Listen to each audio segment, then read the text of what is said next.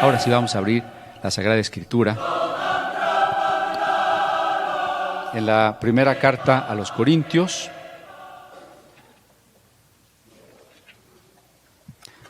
capítulo 7, versos 35 en adelante. La versión que yo voy a leer, que trae este ejemplar que les acabo de mostrar, es la Dios habla hoy. La columna en español es la Dios habla hoy. Yo he estado leyendo la nueva versión internacional y quizá la mayoría tiene la Reina Valera, ¿no? Pero ahí vamos a ver algunas diferencias, pero es bueno que tengamos de varias Biblias. Dice el verso 35, les digo esto por el bien de ustedes y no para ponerles restricciones, sino para que vivan de una manera digna, sirviendo al Señor con toda dedicación. Eso dice el verso 35. Sírvanos, pues, de resumen de que todo lo que Pablo nos ha ido aconsejando con respecto a no separarnos o incluso a no casarnos o a cuidarnos de la falta de cumplimiento con el cónyuge o de no casarnos y caer en la fornicación, todo eso, dice Pablo, no se los digo solo como una restricción, sino como una manera de que vivamos la libertad, la abundancia de vida que Dios nos ofrece y que vivamos completamente dedicados al Señor. Eso es, a fin de cuentas, el mensaje, que si estamos casados, Dios sea nuestra prioridad y que si no estamos casados, Dios sea nuestra prioridad. Porque no es una garantía que al no estar casado se dedica solo a Dios, ¿verdad que no? No es una garantía. Alguna vez una hermana me decía de un pastor soltero, me decía, oye, el hermano fulano está más en santidad, ¿verdad? Digo, ¿por qué? Pues es que no está casado. Entonces seguía con esta idea, ¿no? De que el matrimonio, de que la sexualidad es pecaminosa y que la soltería en sí es santidad. La soltería en sí no es santidad. Se ha caído en este error cuando desde el siglo II, en los evangelios apócrifos, se comenzó a afirmar que María tenía que ser virgen siempre. Aclaro, es muy importante saber que María fue virgen cuando concibió a Jesús. ¿Por qué? Porque eso es la garantía de que Jesús es engendrado del Espíritu Santo, es hijo de Dios, su filiación es divina. No es porque en sí la virginidad tenga un valor de espiritualidad. La virginidad tiene un valor mientras uno no se case. Es el valor de no sufrir, que ya hemos explicado. Es el valor de no darle a alguien con quien no nos vamos a quedar lo que es un gran regalo y único en la vida. Ese valor lo tiene, pero no tiene un valor de santidad. Ni el celibato tiene un valor de santidad por sí mismo. Lo que tiene santidad es haberle entregado nuestra vida a Dios para que Él nos santifique. Acuérdense que la santidad no la alcanzamos nosotros. El único santo es Dios. Iba a decir en el universo, pues sí en el universo, pero más allá del universo, ¿no? El único santo es Dios. Nosotros recibimos la santidad de Él, por eso en la Biblia le llama santificación. Casados pueden ser santos, no casados pueden ser santos. No casados pueden no ser santos y casados pueden no ser santos, ¿verdad? Es la entrega, como dice aquí, que estemos en una dedicación al Señor. Y ni siquiera vamos a alcanzar esa santidad, insisto, por lo que hacemos. Porque muchas veces se comete ese error. Un hermano quiere santificarse más. Cuando en alguna congregación yo hablo del bautismo del Espíritu Santo, me he encontrado mucho con la idea de que algunos hermanos no quieren o no se atreven a pedir el bautismo del Espíritu Santo porque dicen, es que yo todavía soy carnal. A mí todavía me falta llegar a cierta estatura. Ahí nos está faltando la comprensión de que la santidad no se alcanza por lo que hacemos. Pero es un error, ¿no? Es que si yo leo más la Biblia voy a ser más santo. Si yo oro más, si no falto a los cultos, si me porto mejor, voy a ser más santo, ¿o no? ¿No sería así como muy natural pensar eso? Y yo digo que no. Y es tan natural que hasta me están viendo así como raro, ¿no?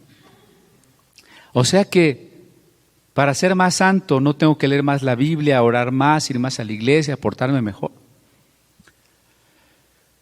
No, y no estoy diciendo lo contrario en el sentido de que entonces no vaya a la iglesia, entonces no lea la Biblia, entonces no ore, entonces no se porte bien. No estoy diciendo eso, lo que estoy diciendo es que la santidad no se alcanza por eso. La santidad se me ha dado por gracia. Y una vez que yo he sido santificado, puedo perseverar, puedo mantenerme en esa santidad y me ayuda las cosas que mencionamos, la oración, la iglesia, la comunión, la escritura, su estudio, su meditación. Y por supuesto en esa santificación que el Señor me transmite, mi vida va cambiando, me porto mejor cada día. Pero es al revés, ¿no? ¿Se acuerda que la salvación no se alcanza siendo buenos? Pues la santidad no se alcanza siendo buenos. Ambas cosas son por gracia. La salvación es por gracia, la santificación es por gracia, y ser buenos es el resultado. Y disfrutar la oración y la Biblia y la comunión es resultado. Por eso cuando Pablo dice, no les pongo esto como una restricción, porque la santidad no depende de las reglas. Mira, hermano, si traes el pelo bien cortadito, hermana, si traes la falda larguita, ya vas a ser más santo. Es más santa la que no se pinta que la que se pinta. Es más santa la que no se pone aretes que la que se pone aretes. ¿Sí o no? No tiene que ver eso, ¿ve?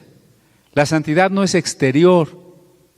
La santidad es una entrega a Dios, donde es Él el que nos comparte de esa dimensión única que Él tiene, que es la santidad. Por eso dice Pablo, no les pongo restricciones, no les estoy poniendo reglas. Lo único que quiero es que ustedes se decidan a vivir completamente para Cristo. Casados o no casados. Vivamos para Cristo. Sin embargo, no olvidemos también que Pablo dice que es mejor si no nos casamos. Es como si pudiésemos hablar de lo bueno, de lo mejor y de lo óptimo. Lo mejor es casarse, pero lo óptimo es no casarse, ¿no? Por supuesto, considerando, y no lo olvidamos, el temperamento de cada uno. Porque para el que no tiene la continencia, el que no tiene el dominio propio, pues no será lo óptimo no casarse, porque entonces pues puede cometer muchos errores, le puede ir muy mal. Pero si alguien puede no casarse, dice Pablo, eso es lo óptimo. Y subrayábamos que eso va mucho en contra de la presión que la sociedad luego ejerce sobre nosotros. ¿Y tú cuándo te casas? ¿Y por qué no te has casado? Y ya te estás quedando, ¿no? Y esa presión a veces la aceptamos, la adoptamos, y ya también, decía yo, a veces las jovencitas o las mujeres ya aceptan en su desesperación a cualquiera. Y eso es malo, ¿no? Porque no les va bien, pues. Pero entonces, ¿qué dicen los siguientes versos? El verso 36. Pero si alguien piensa que es mejor que una hija suya se case, porque va pasando ya su juventud, y si esto es lo más indicado, debe hacer lo que crea conveniente, puede casarse, pues eso no es pecado. Noten, este es un versículo complejo. Primero hay una variante en la traducción. ¿Alguien tiene la Nueva Versión Internacional? ¿Nadie tiene la Nueva Versión Internacional? Sí, a ver, Claudia, si nos hace favor de leerlo fuerte. Si alguno piensa que no está tratando a su prometida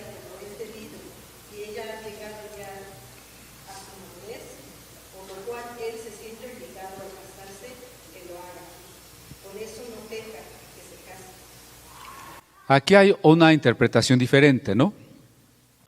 Toda traducción es interpretación. Eso no se puede evitar. De hecho, toda lectura es interpretación, porque yo recuerdo en las reuniones de pastores, una vez llegó un pastor que nos decía, no hay nada que interpretar, la Biblia dice lo que dice, y no hay nada que interpretar. Pues la pregunta es, ¿y qué dice? Si la Biblia dice lo que dice, ¿qué dice, no? Desde el momento en que lo leo y trato de entenderlo, pues ya lo estoy interpretando. Y entonces traducir también es interpretar.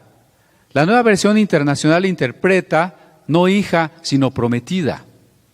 Que si yo tengo una prometida y ya está pasando el tiempo, ya está pasando su juventud y digo, no, pues ya me voy a casar con ella, pues ya me caso. Pero en el verso siguiente dice, pero si cree que él es firme en su corazón y no se casa con su prometida, pues que no se case, hace mejor.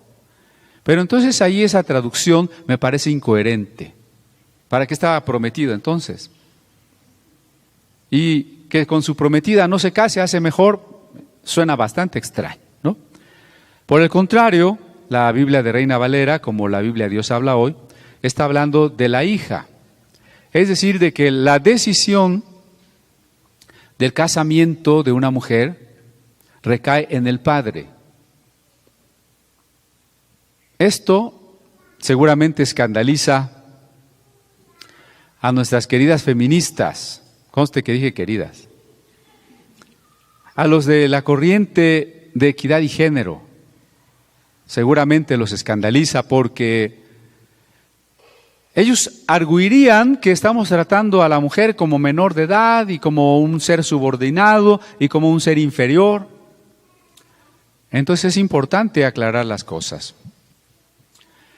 Primero, recuerde usted que la autoridad en la Biblia no es sinónimo de superioridad.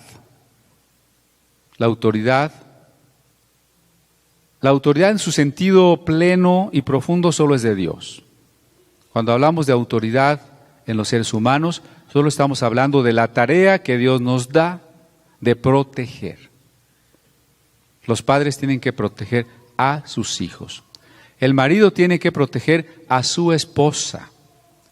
Y si a una mujer que le gusta que ser exactamente igual que el hombre o que incluso aborrece a los hombres, no quiere que la protejan, bueno, pues ya es su decisión, ¿verdad? Pero a la mayoría de las mujeres, les gusta porque es una necesidad psicológica de su naturaleza, como lo es de nosotros el deseo de proteger. Los hombres tenemos el deseo de proteger. Y la mujer de ser protegida. Y en el caso de la hija, esto es muy especial cuando Pablo está diciendo aquí que la hija esté sometida a su papá. Hoy que la gente propone que incluso los apellidos materno y paterno se usen en el orden que uno quiera. Ya no se usa en documentos oficiales decir fulanita de perenganito. ¿Verdad que ya no se usa? ¿No? Poco a poco vamos diluyendo el orden de Dios. Una de las razones, de las múltiples razones por las que las familias están en crisis y por ende la sociedad, tiene que ver con este olvido, esta negación del orden de Dios. Normalmente entonces una mujer debe ser pedida a los padres, al padre. Entender este versículo así, como que es el padre el que decide si la hija se casa o no, es muy coherente con la costumbre que vemos también en la Biblia y que también llegó hasta nuestra época, de que hay que ir a pedir a la novia, ¿o no? ¿Qué le vamos a pedir si él no es el que decide? Por eso muchos jóvenes hoy no piden a la novia, sino que en todo caso avisan. Llega la hija y dice, ¿saben qué, papás? Me voy a casar, están invitados a mi boda, ¿no? Las invitaciones ya también se redactan de otra manera. Fulanito y perenganito los invitamos a nuestro enlace y ya ahí de refilón los nombres de los papás. Ya se perdió, ¿no? Se perdió ¿qué? La protección. Acuérdese que en los tiempos antiguos los jóvenes se casaban muy jóvenes. La Virgen María debe haber tenido unos 14 o 15 años cuando se fue ya con José a su casa porque estaba esperando al Mesías. Los jovencitos o los niños a los 12 años, recuerden, celebraban su bar mitzvah y empezaban a ser mayores de edad en cuestiones de religión. Pero también en cuestiones de trabajo. El niño de 12 años ya se iba con el papá al campo o ya se iba a cuidar las ovejas. Usted puede imaginarse a David siendo un muchachito, como él mismo lo dice, yo era un muchachito, cuidaba las ovejas y si venía un león, yo le daba con mi onda, ¿no? Un jovencito de 15, de 14, de 17, ya cuidando las ovejas, trabajando. Alguna vez les dije que la adolescencia no existía. Incluso la infancia a veces no existía, como en la época de la Revolución Industrial en Inglaterra. Quienes trabajaban eran los niños, desde que amanecía hasta que anochecía y hasta que morían, porque eran la mano de obra más barata. No existía la infancia, mucho menos la adolescencia. Hoy, en cambio, frente a la falta de empleos, de maneras de obtener ingresos, la sociedad va haciendo un escalafón cada vez más amplio. Algún tiempo se volvió obligatoria la primaria. ¿A quién le tocó que solo era obligatoria la primaria? A los que somos mayores, ¿no?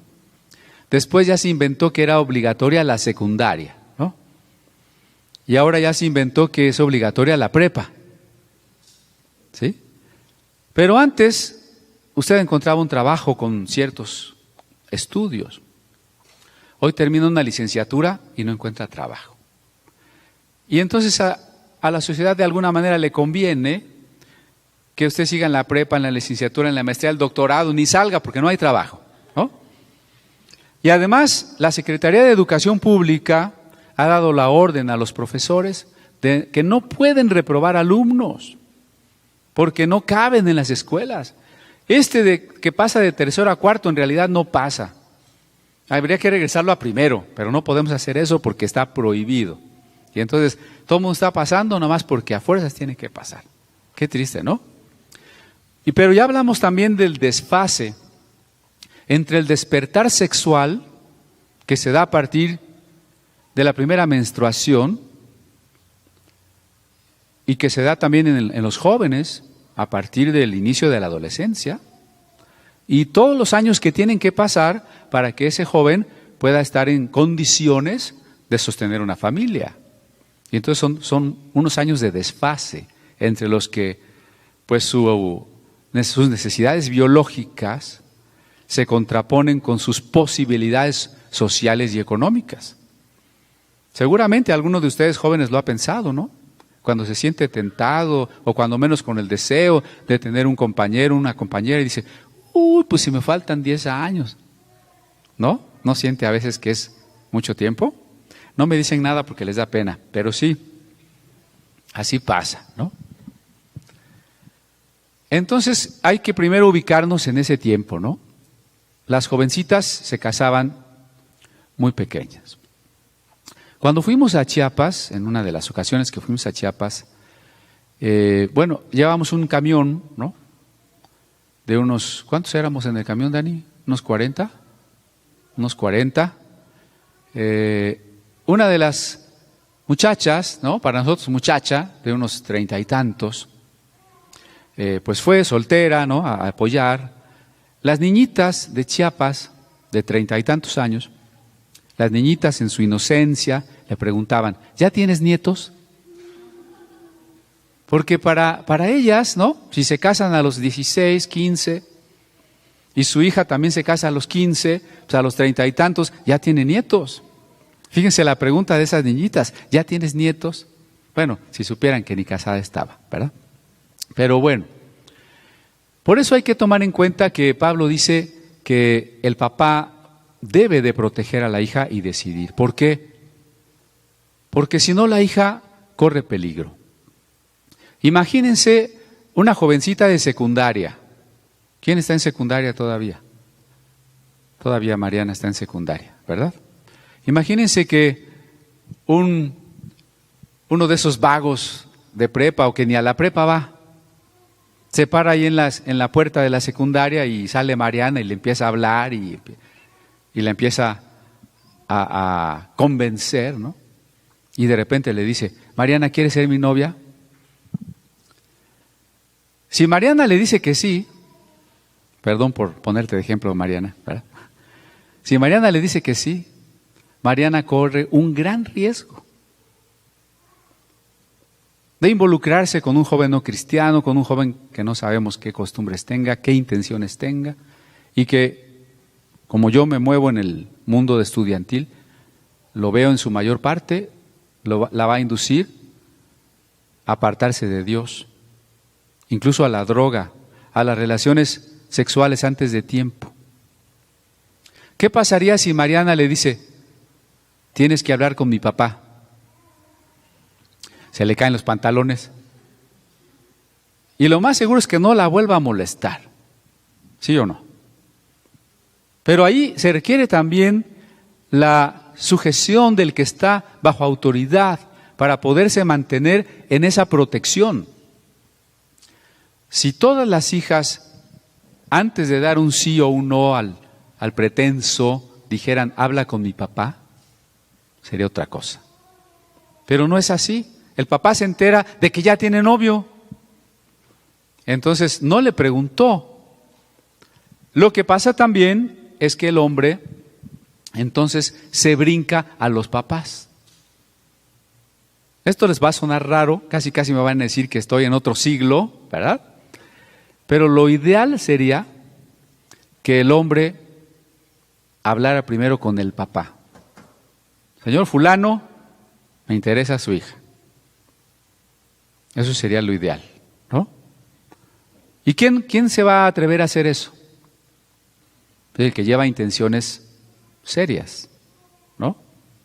El que quiere pasar el rato, no. Muchas veces cuando el papá enfrenta a ese joven y lo reprende o le llama la atención, muchas veces él se desaparece.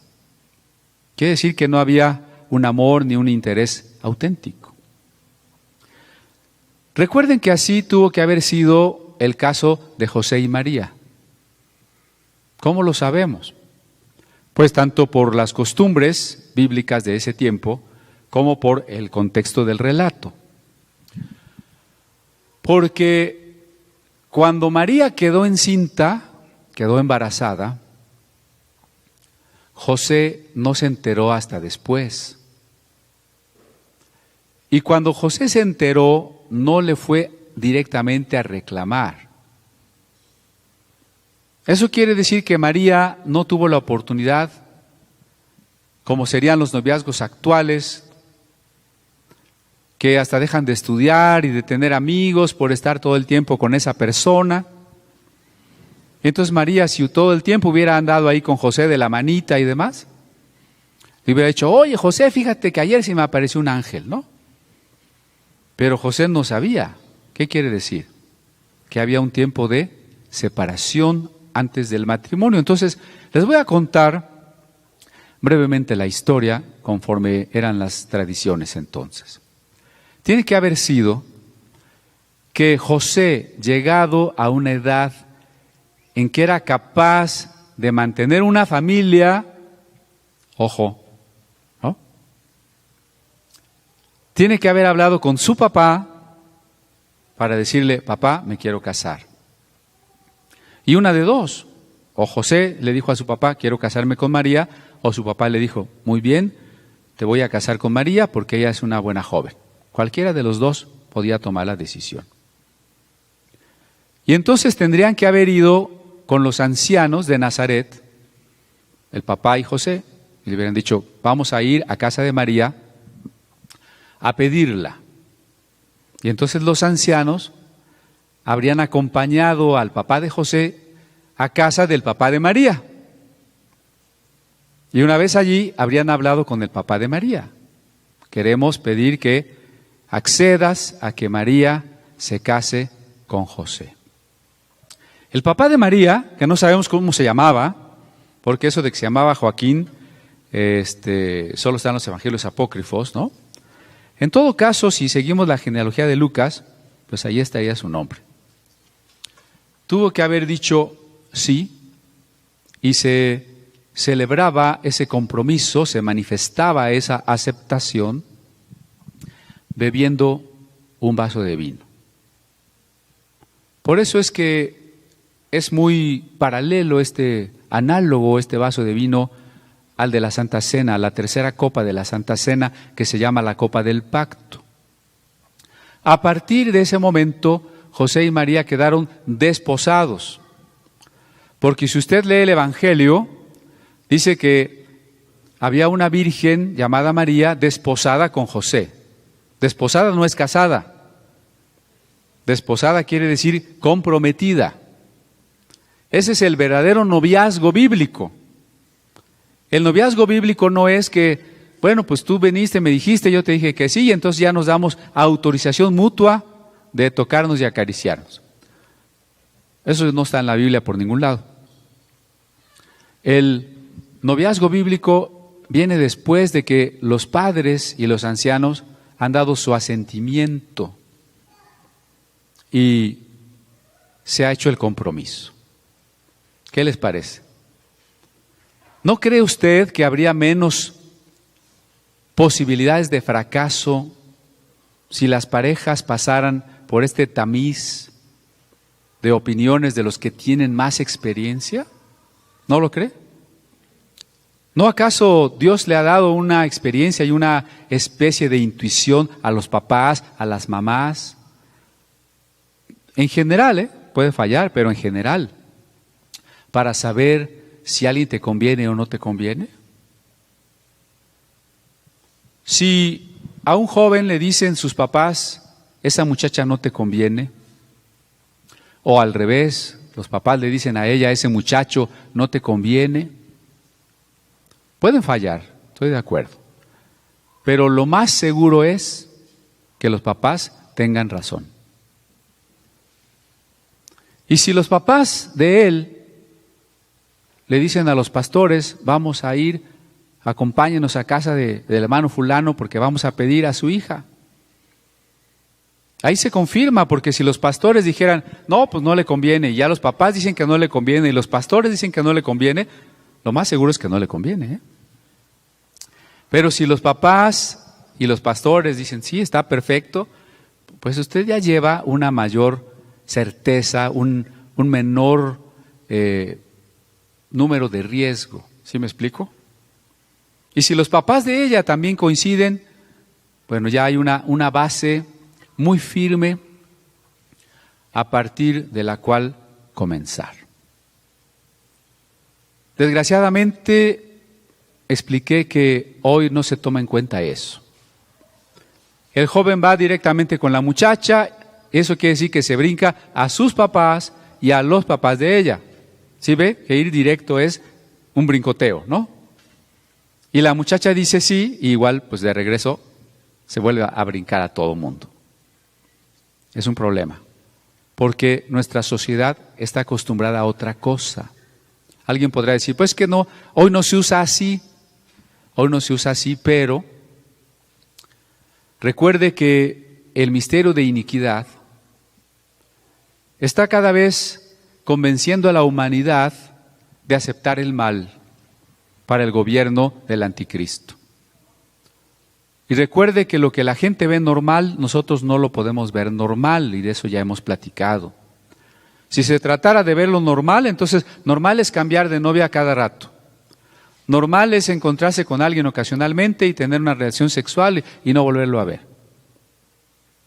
Eso es para ellos normal, pero no para el creyente, no es normal. Insisto en lo que dice Pablo, no lo digo como restricción, porque alguien puede decir, en comunidad apostólica prohíben el noviazgo. No es cierto. Aquí no prohibimos nada. Yo le estoy diciendo, sobre todo a los solteros y a los papás, cuál es una manera que la Biblia nos muestra de que nos vaya mejor No es restricción, no es prohibición. ¿Qué es?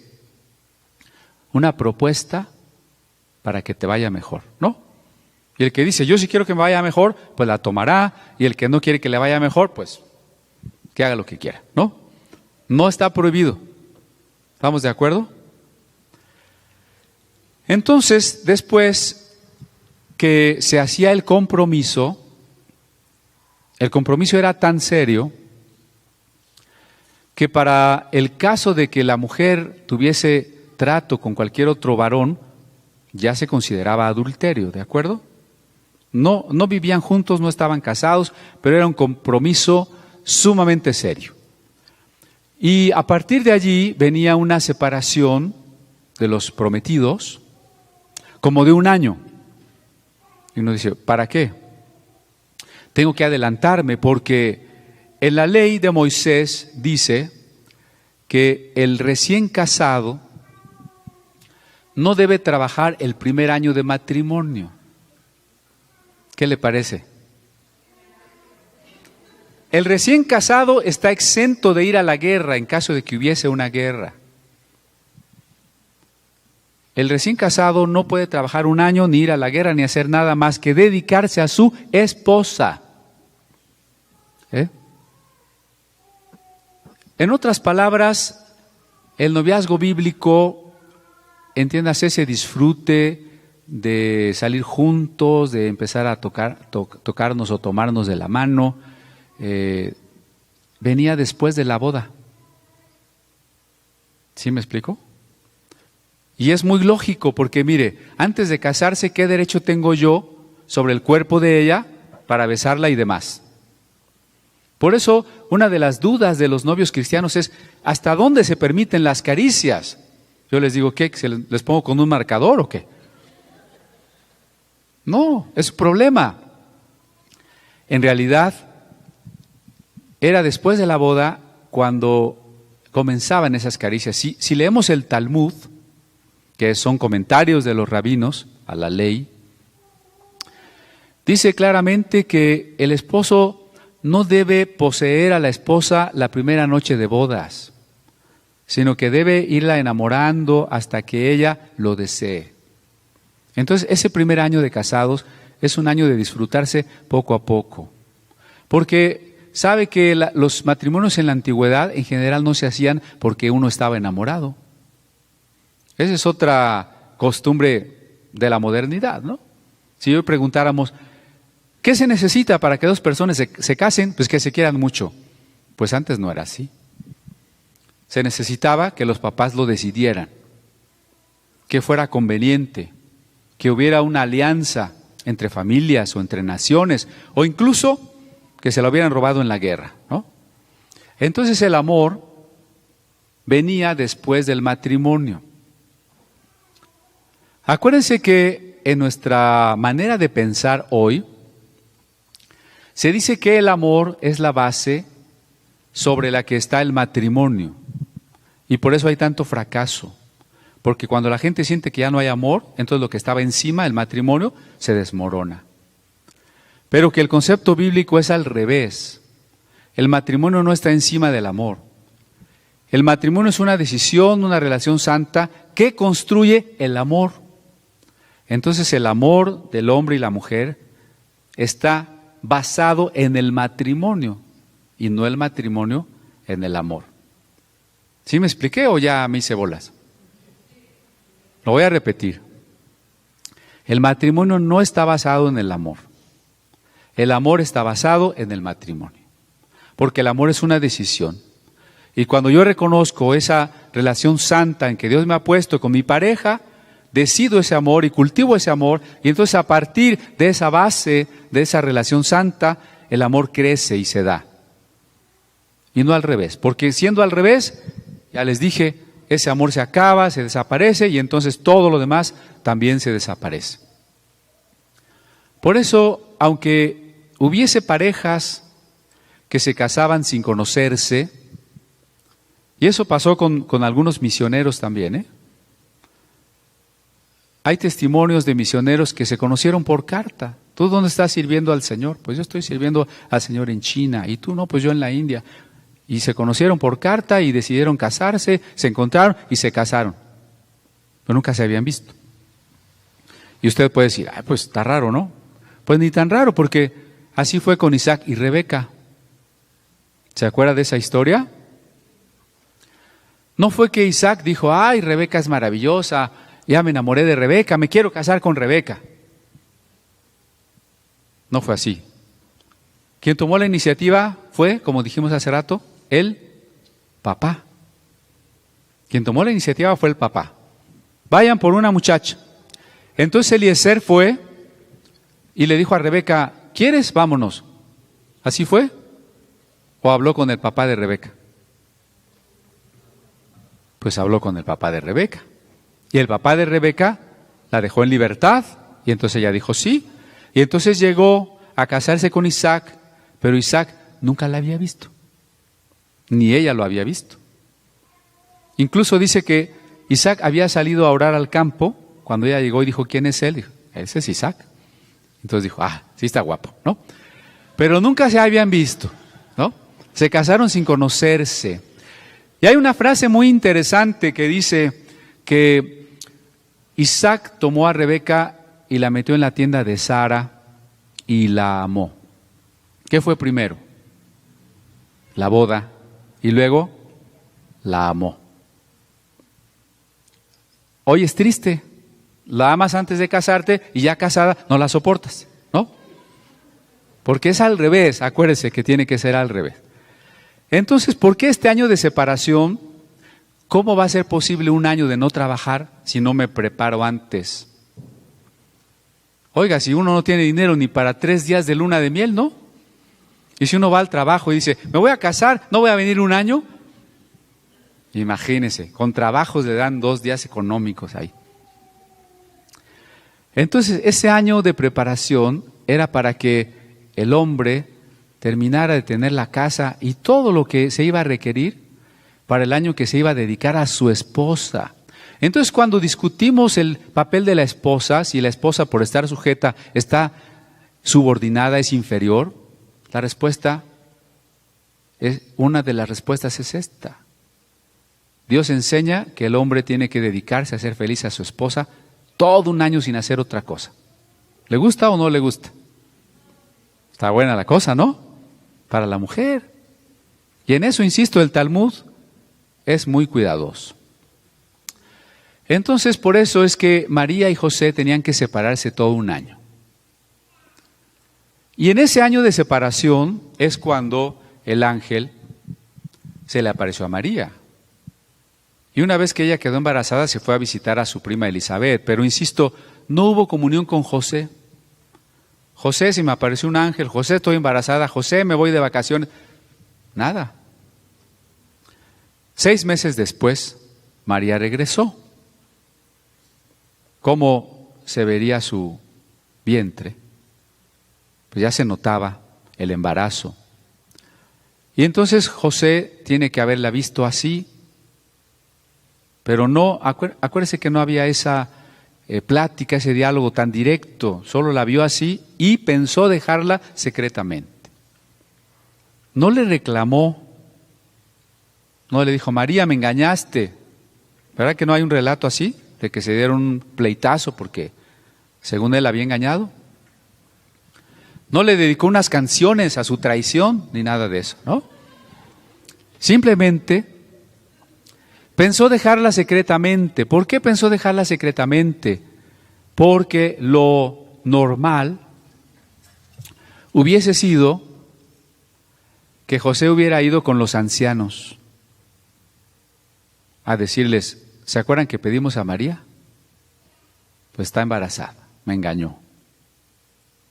Y entonces los ancianos hubieran tenido que llevar a María fuera de la ciudad. Y el papá y el prometido engañado tendrían que arrojar las primeras piedras para matar a María. Y la primera piedra no es cualquier piedrita, la primera piedra es realmente la mortal. Los demás ya son como una aprobación de la multitud. Entonces José dijo, María está embarazada y no fui yo, entonces si la acuso la matan. Simplemente voy a posponer indefinidamente la boda. ¿Cuál va a ser el pensamiento de la gente?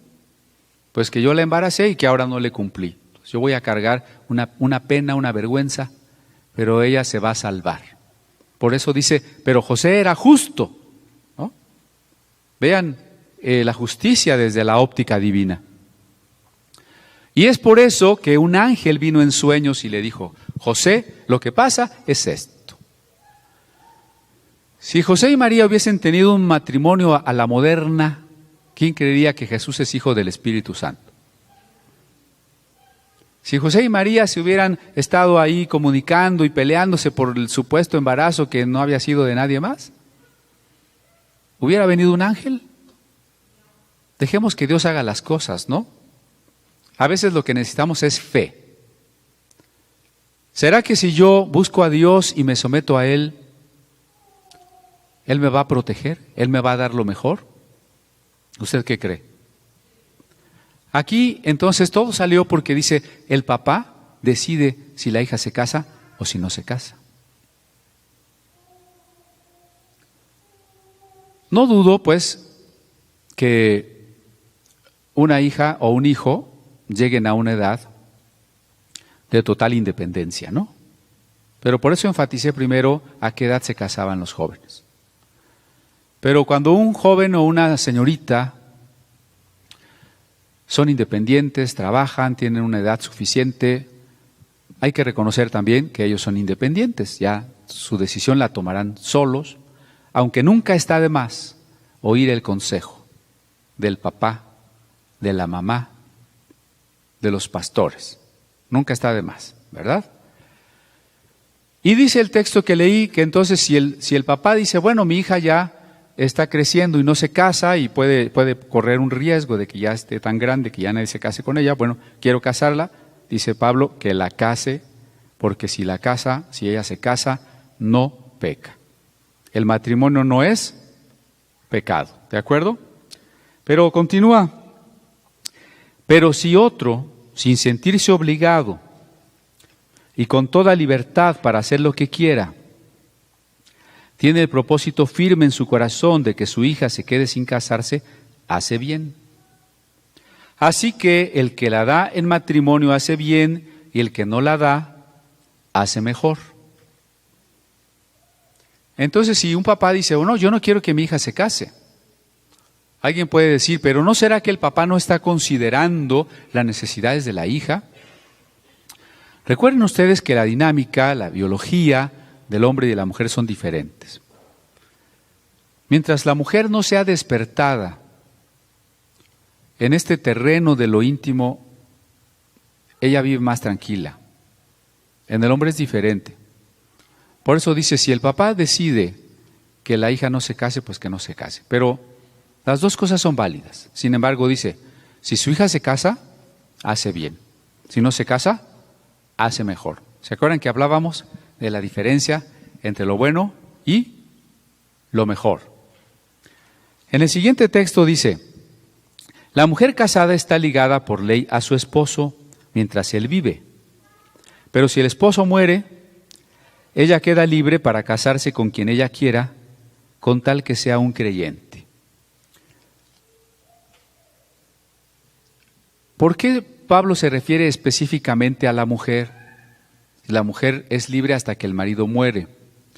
Porque en ese contexto del Medio Oriente, el adulterio solo se tipifica, es decir, solo se da cuando la mujer casada está con alguien que no es el marido. Y por eso dice Pablo, solo la mujer viuda es absolutamente libre. En el caso de la mujer divorciada, se tiene que analizar el asunto. Pero recuerden que la misma carta de divorcio, cuando procedía, decía, esta mujer es libre para casarse con quien quiera. Pero ya explicamos que muchas veces la separación de las parejas se da porque hay un prospecto ya en puerta y entonces ya hay motivos falsos, acusaciones hacia la pareja que en realidad no son sino pretextos para la separación. Pero lo que quiero enfatizar ahora es la última parte del verso. Dice, cásese con quien quiera, con tal que sea en el Señor, dice Casiodoro de Reina. Con tal que sea creyente, dice la Dios habla hoy. Y esto lo comento porque a veces existe la idea de que Dios ya predestinó con quién nos vamos a casar, ¿no? Y a veces hasta se predica. Es que Dios ya tiene la mujer, ya tiene el hombre con el que tú te vas a casar. La Biblia no dice eso en ninguna parte, lo cual sería muy absurdo. Primero porque todos los casados tendrían que preguntarse si esta es la que Dios me destinó. Cada mujer diría, pero este es el que Dios me predestinó. No es fácil, acuérdense. Aflicción de carne tendrán los tales, decía Pablo, ¿no? Ahora, a menos que lo que Dios predestina sea obligatorio, sería muy difícil para que dos personas que en el plan de Dios tienen que encontrarse, coincidieran, tendrían que andar los dos en el Espíritu, todo el tiempo. ¿Y qué tal si yo andaba en la carne y ya me casé por otro lado y aquella pues ya se quedó sin mí? O yo andaba muy bien y ella no andaba bien y pues yo ya me quedé sin ella. Eso es incoherente, ¿no? Aquí Pablo dice, cásese con quien quiera. Porque si no, Pablo diría, cásese con la que Dios le dijo. Asistí a una boda o he asistido a muchas bodas cristianas donde el novio da testimonio y dice, no, es que el Señor me dio pruebas y ella también, y es que nos vamos a casar por la voluntad de Dios. Y entonces, bueno, ya parece que asistió uno a una boda celestial, sobrenatural, donde Dios estaba muy interesado en que estos dos se casaran, ¿no? Eso es falso, hermano. No ande diciendo que Dios ya le dio señales y que Dios ya le dijo y que Dios la puso y que era la que desde la eternidad era su media naranja. Aquí dice, cásese con quien quiera. Y esto va muy coherente con lo que hemos enseñado de que el cristiano está llamado a libertad y por tanto a decidir. Estamos llamados a decidir. Casarse o no casarse es una decisión nuestra, como la acabamos de ver en todo el capítulo. Dios no está diciendo no te cases o sí cásate, está diciendo cásate si quieres, no te cases si puedes. Es una decisión nuestra, ¿o no? Está diciendo al papá de la niña, déjala que se case o no la dejes que se case, tú decide. Pero también está diciendo a todos los solteros y solteras, si te casas, cásate con quien quieras. Entonces no le eche la culpa a Dios después, ¿no? Porque también me he enterado de un caso donde pues ya él no quería vivir con esa esposa y entonces dijo, no, es que esta no era la voluntad de Dios, nos equivocamos, entonces tenemos que separarnos.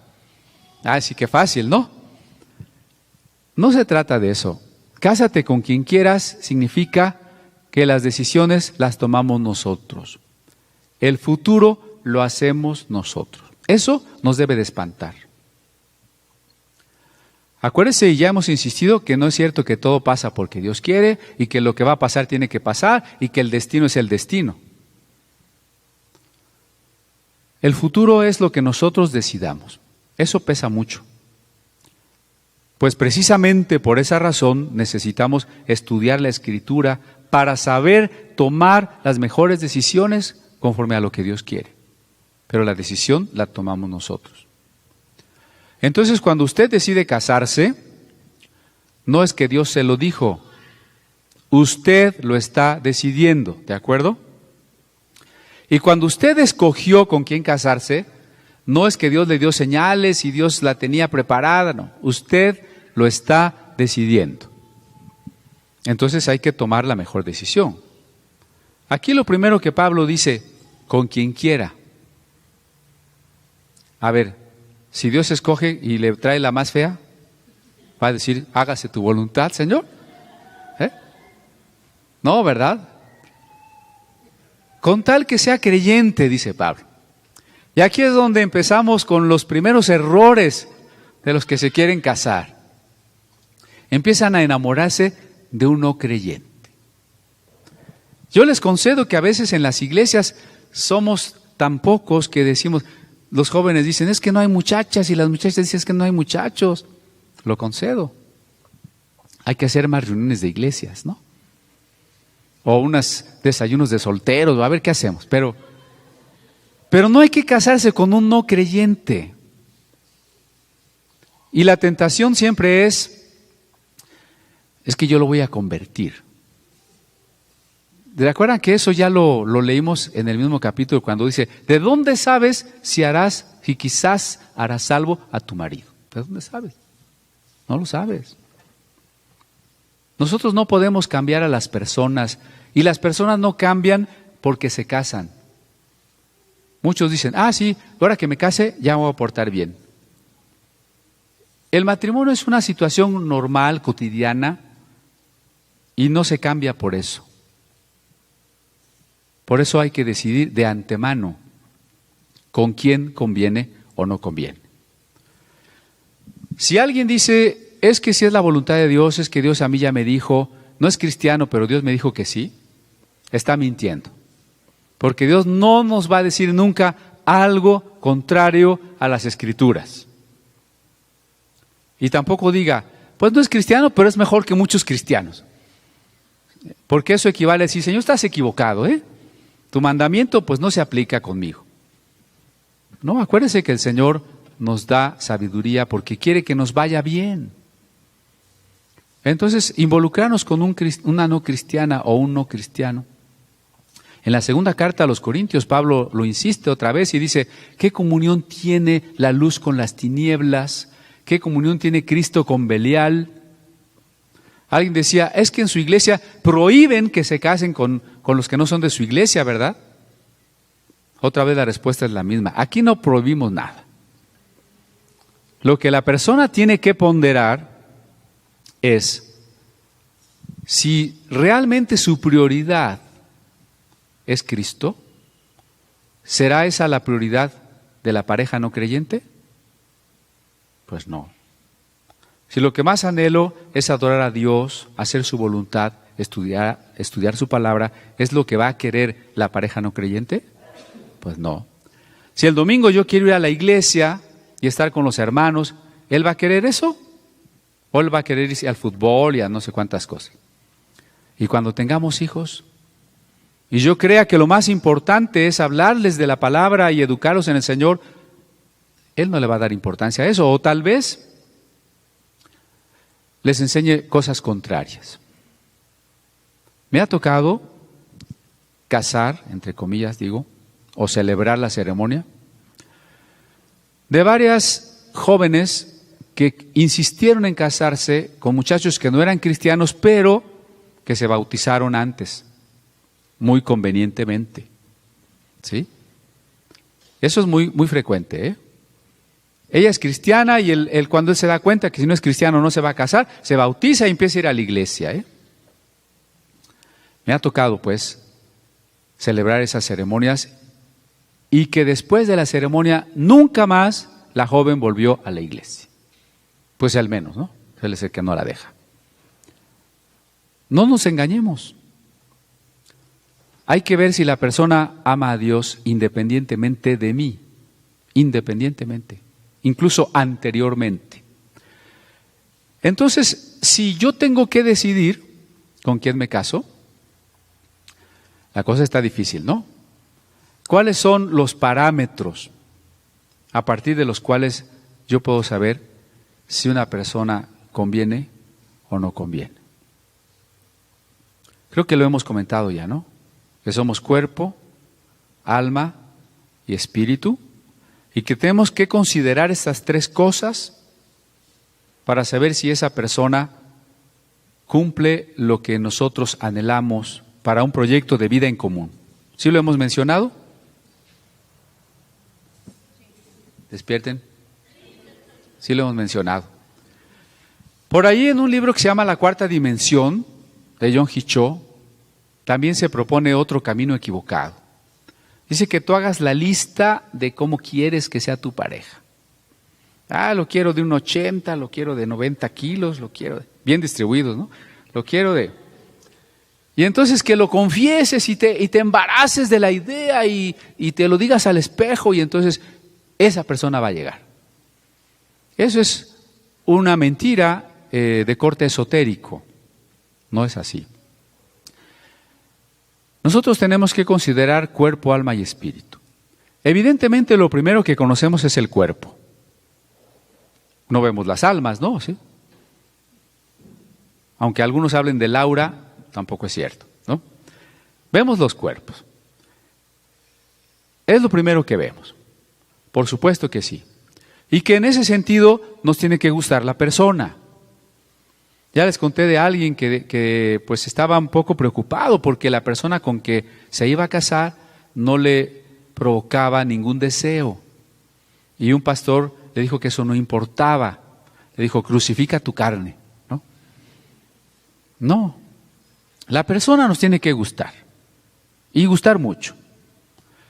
En su alma también tenemos que ver si la persona es trabajadora, cómo es con su familia, cómo es en sus compromisos, cómo es en su carácter, cómo es en su cultura. Noten ustedes que eso requiere entonces una paridad, ¿no? Porque ¿qué tal si yo digo, bueno, pues a mí me gusta Miss Universo? Sí, pero pues yo estoy muy amolado, ¿no? O yo quiero una persona culta y de buena familia, con buena familia me refiero no al dinero, sino a que es amable con sus padres y con sus hermanos y todo, ¿no? Y que trabaja bien, pero yo ni trabajo, ni estudio, ni tengo cultura, ¿no? ¿Verdad? Yo tengo que prepararme en aquello que anhelo. Y también ver el espíritu de esa persona. ¿Cómo puedo ver el espíritu? ¿Qué tan amorosa es esa persona? Ese es ver el espíritu. ¿Cuánto ama a Dios? ¿Cuánto ama la comunidad? ¿Cuánto ama a los necesitados? ¿Cuánto ama a los pobres? ¿Qué tan paciente es? Y aunque primero veo el cuerpo, lo que tengo que valorar primero es su espíritu. Si esa persona es muy hermosa o es muy guapo, pero su espíritu es inmaduro, no me conviene. Bueno, a menos que yo también sea un inmaduro, ¿no? Pero no me conviene. Las mujeres deben buscar un hombre que les pueda presidir en la vida espiritual, porque el hombre va a ser la cabeza. También hay que fijarse en el alma. Si es una persona con la que no voy a poder ni platicar, porque pues no estudió, nunca ha pensado nada, no le interesa más que ver las telenovelas, pues nos vamos a dar la aburrida de la vida, ¿no? Y así como son los jóvenes y las señoritas con sus papás, así van a ser con el marido. Si es una hija que engaña al papá y le dice que ahorita viene y no viene y que va con la amiga y no va con la amiga, va con el novio, excúseme, pero le va a pasar lo mismo, ¿eh? Le va a decir a usted que va a ir con una amiga y vaya usted a saber, ¿no? Como es con la familia, así se es. ¿No cree usted que es flojón para trabajar? En cuanto se case, se va a volver responsable, porque como ya está casado, ahora sí va a trabajar. Eso no, eso es un hábito que se cultiva desde el principio. Entonces hay que enamorarse del espíritu, del alma y del cuerpo. Evidentemente, pues de un creyente, si no ni espíritu tiene, ¿no? Y pasar por este tamiz de qué opinan los padres, los pastores, ¿qué opinan? Y no hay garantía de éxito, eso sí no existe, ¿eh? No vaya a decir, hermano Cristian, ya ve, por seguir sus consejos. Garantía de éxito no hay. Pero sí cada vez el margen de riesgo baja en la medida en que hacemos las cosas como Dios quiere. No hay garantía porque seguimos siendo humanos, seguimos siendo pecadores, por muchas razones.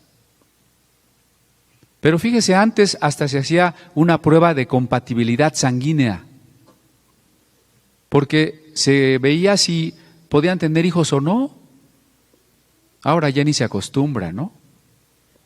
O estaba prohibido que contrajeran matrimonio las personas que tenían enfermedades transmisibles y otras cosas. Hoy la gente se une a ciegas, ya no toma en cuenta nada, porque primero se deja arrastrar por la pasión. Con esto termino. Jóvenes y señoritas, es normal que a alguien les guste, pero en cuanto a alguien les empiece a gustar, metan freno y empiecen a analizar, y si el análisis les dice no, ya no se involucren. Pero si no meten freno, cuando la pasión nos haya aprisionado, ya no vamos a escuchar a nadie. Cuando una joven viene a pedirme consejos si se casará o no se casará, y yo ya veo que está totalmente enamorada, digo, pues le voy a decir, pero no sirve para nada, no me va a hacer caso. Ni a mí, ni a su mamá, ni a su papá, ni a nadie, ¿no? O sea, no nos dejemos arrastrar por la pasión.